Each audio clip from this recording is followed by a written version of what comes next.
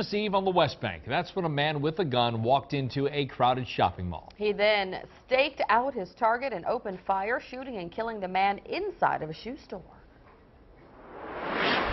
More on the breaking news to tell you about right now. This is a live look at Oakwood Mall. We know, this is video rather, we know at least one person has... Within minutes, deputies had the suspected shooter in custody. 25-year-old Gary Francois is charged with the murder of James Vaughn. As we reported, Francois is well known to local law enforcement. Records detail numerous arrests. But something else that the WDSU I-Team recently uncovered is now the focus of a state investigation. It's not about the crimes on their own. It's about the job Francois held right through the moment of the shooting.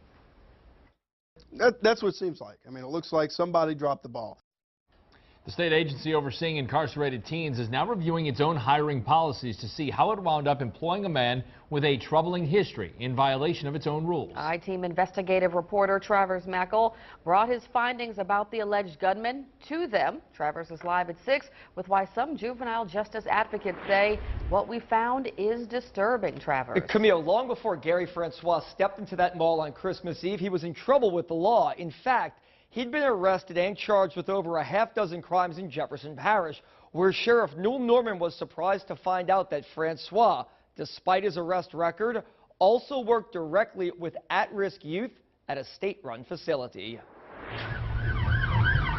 Breaking news we continue to follow right now from the West Bank. What we know right now, the mall is shut down right now. I can tell you it is very chaotic here. 24-year-old James Vaughn was shot and killed inside the mall. It was a chaotic scene on Christmas Eve, as friends and family members of 24-year-old James Vaughn rushed to Oakwood Center on the West Bank after shots rang out inside the mall on one of the season's busiest shopping days. Somebody called the family and told them that her son had just got shot 3 times in the head. Vaughn died inside the mall. It was bedlam within the mall because of the shots, ringing out. But before he could flee, deputies chased down the man they say shot him, 25-year-old Gary Francois. The same Gary Francois who was arrested in the past on suspicion of aggravated battery, simple battery, resisting arrest, disturbing the peace, simple criminal damage, and being unruly and uncontrollable. He's also charged with a number of traffic attachments. Nothing really shocks me these days. But even State Representative Joe Lopinto was caught a bit off guard by what we told him. Despite his arrest history, Francois was employed by the state as a juvenile justice specialist and was assigned to work as a direct care staff member with juvenile offenders at the Bridge City Center for Youth. He started work last October and was still employed at BCCY when he allegedly opened fire on Vaughn.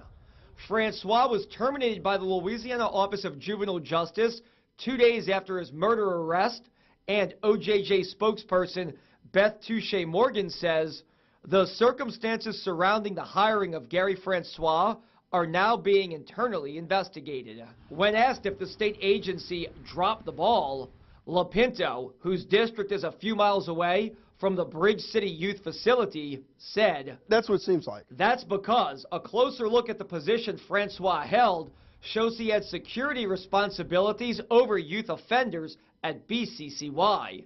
And a job description notes an applicant who has been convicted of a felony or who is under indictment on a felony charge will be disqualified until relief from the disabilities imposed by the state and federal laws is granted.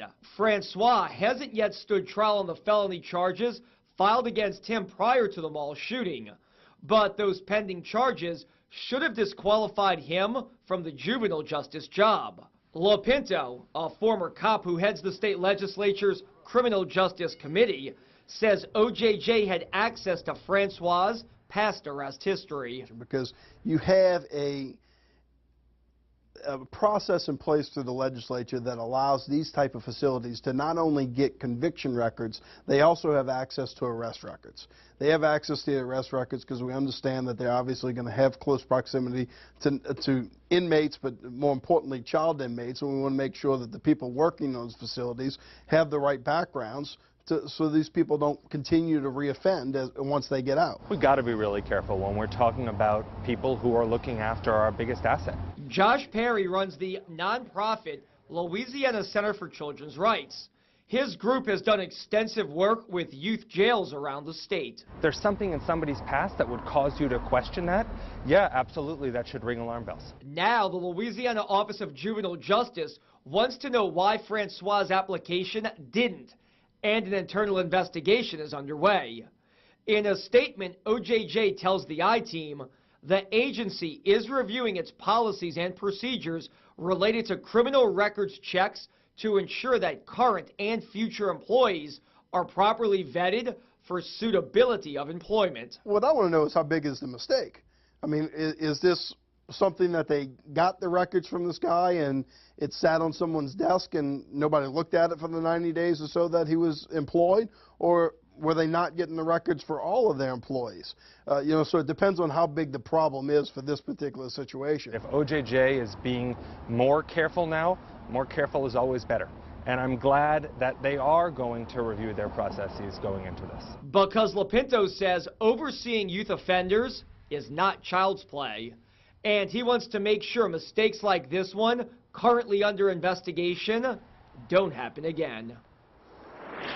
OJJ runs 4 juvenile detention centers in the state: the Bridge City facility on the West Bank, Swanson Center for Youth in Monroe, Swanson Center for Youth in Columbia, and Ware Facility for Girls, which is in Red River Parish. 1 year ago, OJJ did shut down another facility, Jetson, which is near Baton Rouge. 76 male offenders were transferred to other facilities in Louisiana. Camille? All right, Travers. And as for Gary Francois, he's being held at the Jefferson Parish Correctional Center. His next court date currently set for next week.